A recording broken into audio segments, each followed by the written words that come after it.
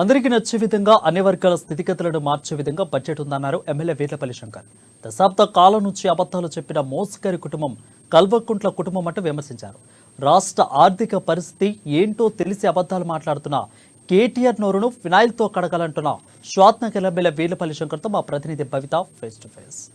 ఈరోజు ప్రభుత్వం పూర్తిస్థాయి బడ్జెట్ ప్రవేశపెట్టింది. ప్రస్తుతం దీనిపైన మనతో మాట్లాడడానికి ఎమ్మెల్యే వీర్లపల్లి శంకర్ ఉన్నారు. సార్, మీరు వాస్తవ బడ్జెట్ అంటున్నారు, ఇది పూర్తి నిరాధార మైనటువంటి బడ్జెట్ అని చెప్పేసి ప్రతిపక్షాలు ఆరోపిస్తున్నాయి. ఎట్లా చూస్తారు? ఇవాళ శాసనసభలో ప్రవేశపెట్టినటువంటి బడ్జెట్ 24-25కి సంబంధించిన బడ్జెట్ అందరికి నచ్చే విధంగా, అందరికి మెచ్చే విధంగా, అన్ని వర్గాల అభ్యున్నత గురించి, వాళ్ళ జీవన స్థితిగతులు మార్చడానికి కేటాయింపులు జరిగిన బడ్జెట్ ఈ బడ్జెట్ కాబట్టి చాలా సంతోషంగా ఉంది. ఇవాళ రాష్ట్ర బడ్జెట్ లో వాళ్ళలాగా ఒక నియంత్రిత దూరంతో, ఒక కుటుంబ పాలనతో కాదు బడ్జెట్ కేటాయించింది.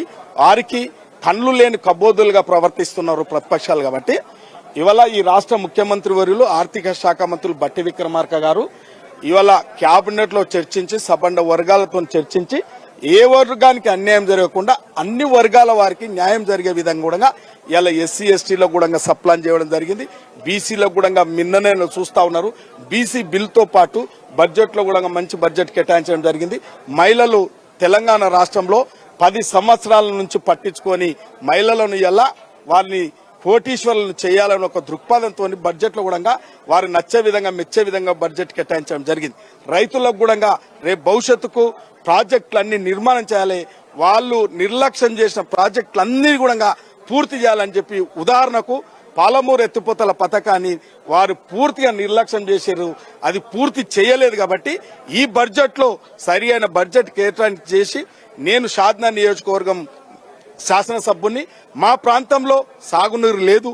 గతంలో కేసీఆర్ పచ్చబద్దాలు చెప్పింది, 10 బహిరంగ సభలో చెప్పి, స్వయాన శాసనసభలో చెప్పి, లక్షిందేపల్లి రిజర్వాయర్ ఇప్పుడు కూడా ఊసే లేదు. కాబట్టి అటువంటి మోసకారులు కల్వకుంట్ల కుటుంబం ఎన్ని మోసాలైనా చేస్తారు, ఎన్ని అబద్దాలైనా మాట్లాడతారు. కాబట్టి ప్రజలు నమ్మే పరిస్థితులు లేదు.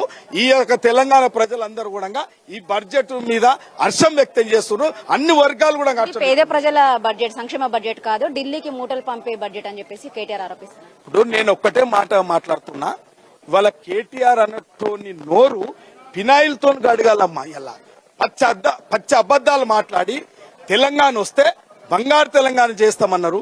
బంగారు తెలంగాణ చేస్తామని నమ్మి 10 ఏళ్లు పరిపాలన కొనసాగితే ఇలా రాష్ట్రంలో ఆర్థిక పరిస్థితి ఏంది, అప్పుల కుప్పై తప్పులు మాట్లాడుతూ ఇంకా మానుకోరు అబద్దాల మాటలు. కాబట్టి ఇవాళ వాళ్ళ అబద్దాలను వక్రీకరిస్తూ అబద్దాన్ని నిజం చేసే ప్రయత్నం చేస్తూ ఉంటారు ఇప్పుడు కూడా. కాబట్టి కల్వకుంట్ల కుటుంబాన్ని రాజకీయంగా నమ్మరు, రాజకీయంగా బొంద పెడతా ఉన్నారు. కాబట్టి మీరు చూస్తా ఉన్నారు. ఇలా మొన్న జరిగిన ఇది పార్లమెంట్ ఎన్నికల్లో చూసిరు, మొన్న జరిగిన ఎమ్మెల్సీ ఎన్నికల్లో చూసిరు. ఇలా మూటలు మోచేది కల్వకుంట్ల కుటుంబం తన తప్పులను కప్పుపుచ్చుకోవడానికి అప్పుడప్పుడు చీకటి ఒప్పందాలు చేసుకుంటూ బీజేపీ నాయకులకు మూటలు మోస్తున్నది కల్వకుంట్ల కుటుంబం, కాంగ్రెస్ కుటుంబం కాదు.